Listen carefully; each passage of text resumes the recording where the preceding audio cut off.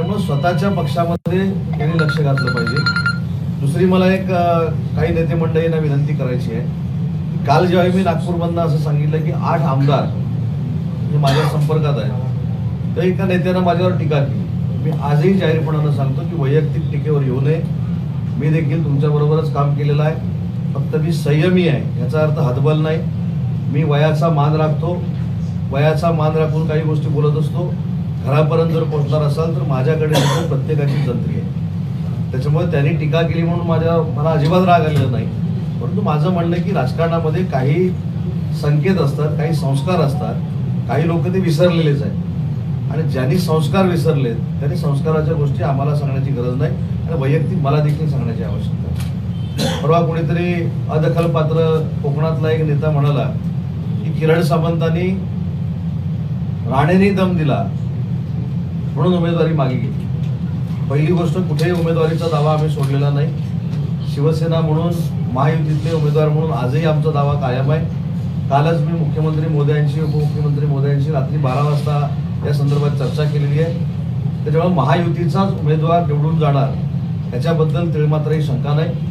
शेवटी प्रत्येक पक्षाला तिकीट मागण्याचा अधिकार आहे, तसं भाजपानं देखील मागितलेलं आहे, आम्ही देखील मागितलेलं आहे. त्याच्यामुळे एकनाथजी शिंदे, देवेंद्रजी, अजितदादा एकत्र बसतील, आम्हाला सगळ्यांना विश्वासात घेतील आणि त्याच्यानंतर उमेदवाराची घोषणा होईल. आतापर्यंत कुठच्याच उमेदवाराची घोषणा झालेली नाही आणि मी कोणाच्याही धमकीला घाबरत नाही हे सांगणाऱ्यांना देखील माहिती आहे. ज्यांनी सांगितलं त्याच पक्षाच्या कार्यकर्त्यांनी माझ्यावर जीवघेणा हल्ला केलेला होता पुण्यामध्ये, तरी मी डगमगलो नाही. त्याच्यामुळे ज्यांची अस्तित्वाची लढाई आहे त्यांनी अशा पत्रकार परिषदा घेण्याची काही आवश्यकता नाही.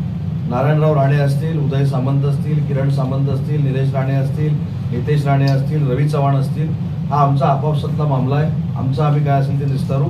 आमच्यामध्ये कोणालाही लुडबुड करण्याची आवश्यकता नाही. तसं मी कोणाच्या पक्षामध्ये लुडबुड करत नाही, तसं दुसऱ्या कोणी माझ्या पक्षामध्ये लुडबुड करू नये ही देखील माझी प्रामाणिकपणाची भावना आहे.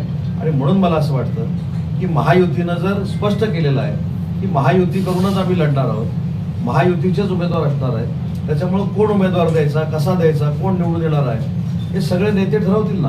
पण त्याच्यावर मी तुम्हाला ठामपणानं सांगितलं की काल देखील सिंधुदुर्गामध्ये मी राणेसाहेबांची भेट घेतली. राणेसाहेबांची भेट ही माझी वैयक्तिक भेट होती. काल तिथं समन्वय समितीची बैठक होती. त्या समन्वय समितीला मी उपस्थित राहू शकणार नव्हतो. माझी दुसरी एक मुंबईमध्ये बैठक होती. तर भेटलो तर बिघडलं काय? म्हणजे मी भेटलो तर कोणाच्या पोटात पोटसू एवढा का उठतो हे मला अजून कळलेलं नाही.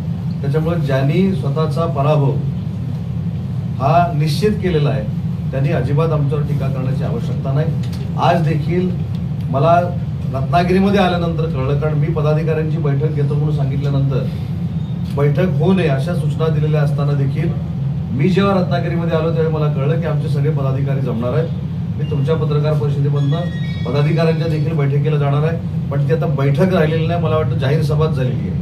त्याच्यामुळे तिथं देखील मी जाणार आहे. त्याच्यामुळे कुणी असं समजू नये की कोणाची ताकद कमी आहे, कोणाची ताकद जास्त आहे, याच्यावर चर्चा करण्यापेक्षा आपल्याला महायुतीचा उमेदवार हा पुढे न्यायचा आहे. ते शिवसेनेनं अजूनही काही दावा सोडलेला नाही हे माझं ठाम मत आहे. आणि तो दावा करण्याचं कारण देखील मी अनेक वेळा सांगितलेलं आहे. परंतु हा दावा करत असताना समोरचे कमी आहे, समोरच्यांनी काहीतरी वेगळं केलेलं आहे, समोरच्यांनी असं करावं तसं करावं असं सल्ला देण्याएवढा मी मोठा नाही.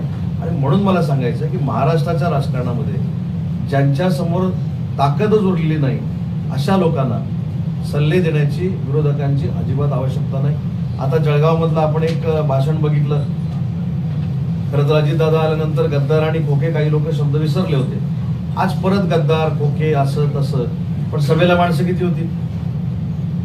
जाहीर सभेला 3000 देखील माणसं नव्हती. ज्यावेळी आम्ही सगळे शिवसेनेमध्ये एकत्र काम करत होतो त्यावेळेच्या शिवसेनेच्या सभा या लाखो लोकांच्या व्हायच्या.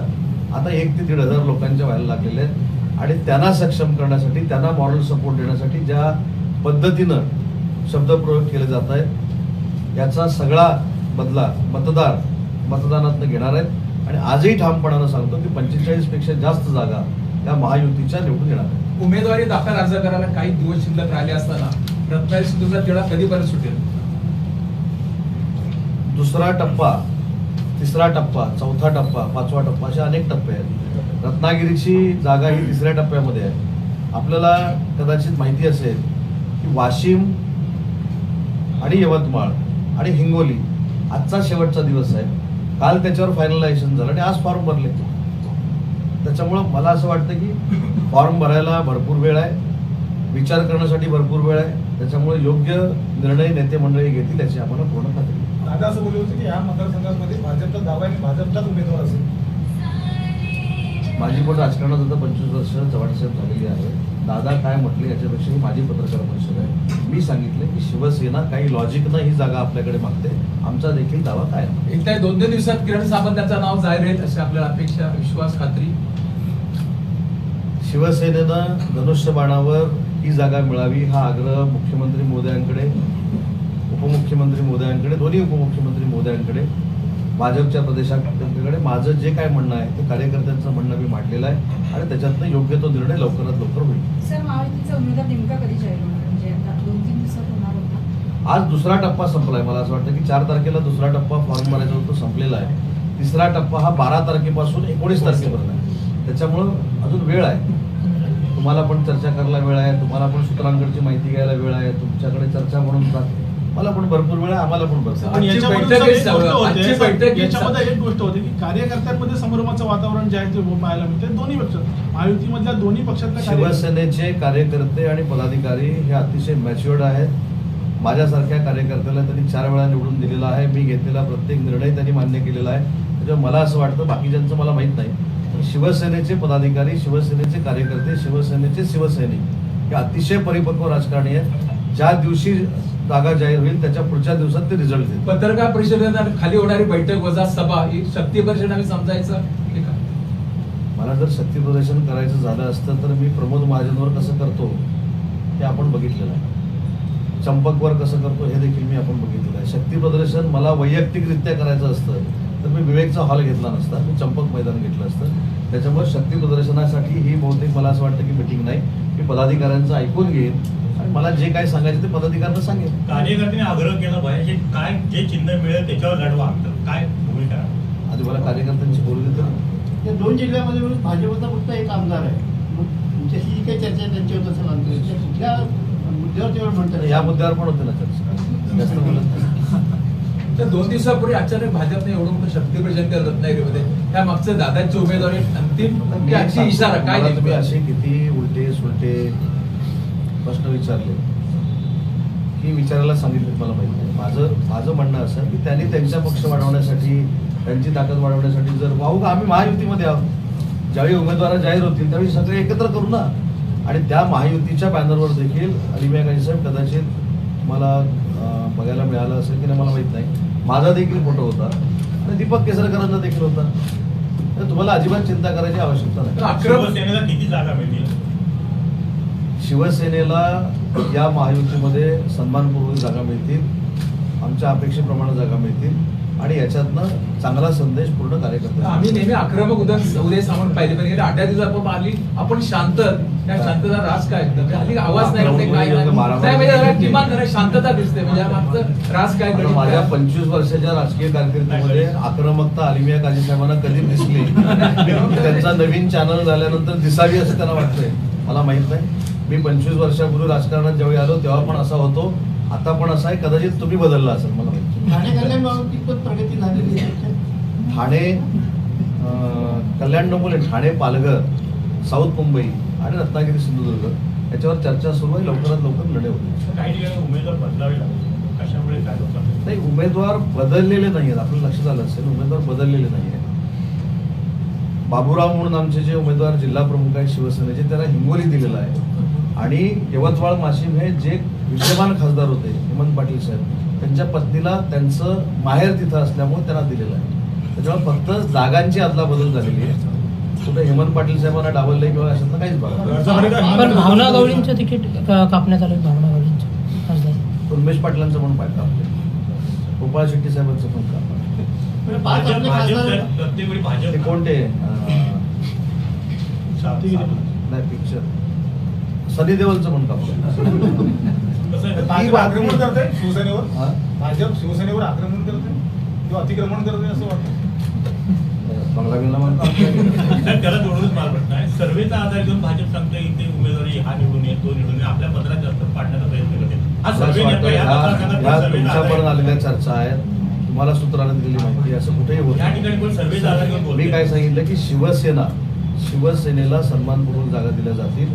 शिवसेनेनं रत्नागिरी सिंधुदुर्गवर दावा जो ठेवलेला होता तो आजही कायम आहे. भाजप दबाव तंत्राचा वापर करतो मला असं वाटत नाही लोकसभा निवडणुकीमध्ये. त्यांनी काय प्रश्न वेगळा? तर ते म्हणजे त्यांनी ते अतिक्रमण म्हणाला म्हणजे अति बंगला बांधते त्याचा दबाव तंत्र पहिलं दबाव तुम्ही अतिक्रमण आता दबाव पण खरंच अतिक्रमण म्हणजे बांधकाम असतं. बंगला आमच्या जागेत काय भाजपवाले काय बंगला बिंगला बांधतात.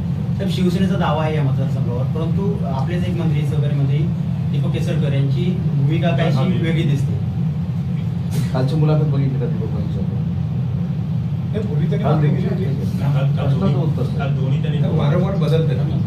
मुद्दा असा आहे की त्यावेळी देखील ते तेच बोललेले होते, फक्त काही भाग दाखवण्यात आला म्हणून काल परत ते भाषणात असं बोलले की शिवसेनेकडनं दोघांपैकी कोणालाही तिकीट मिळालं तर आम्ही महायुतीचा प्रचार करणार आहोत. नंतर त्यांनी जी पत्रकार परिषद घेतली ती पण तुम्हाला पाठवतो. सर, नवनीकरणानंतर प्रमाणपत्र सुप्रीम कोर्टानं वैध ठरवलंय हायकोर्टाच्या निर्णयाच्या विरोधात. सुप्रीम कोर्टाने त्यांचं प्रमाणपत्र वैध ठरवल्यानंतर उदय सामंत तरी केसर काय सुप्रीम कोर्टानं चांगलं केलं वाईट केलं असं सांगण्याची अपेक्षा असेल तर सुप्रीम कोर्टावर मी कसं काय बोलू? साहेब संजय निरुपे तुमच्या येणार की कुठे आणि भाजपमध्ये जाणार नेमकं काय? कडे कसलाही प्रस्ताव आलेला नाही आणि कोणाकडे आला. मेळाव्यानंतर प्रेस घ्यायला पाहिजे साहेब, आणखी 2-4 बातम्या वाढल्या असतील. नंतर सुरुवातीलाच सांगितलं की प्रस पक्षाची आहे. देश विदेशातील प्रत्येक घडामोडींचे लाईव्ह अपडेट मिळवण्यासाठी आता साम टीव्हीच्या सर्व सोशल मीडिया प्लॅटफॉर्मला लाईक, फॉलो आणि सबस्क्राईब करा. तसंच सर्व नोटिफिकेशनसाठी बेल आयकॉन प्रेस करायला विसरू नका.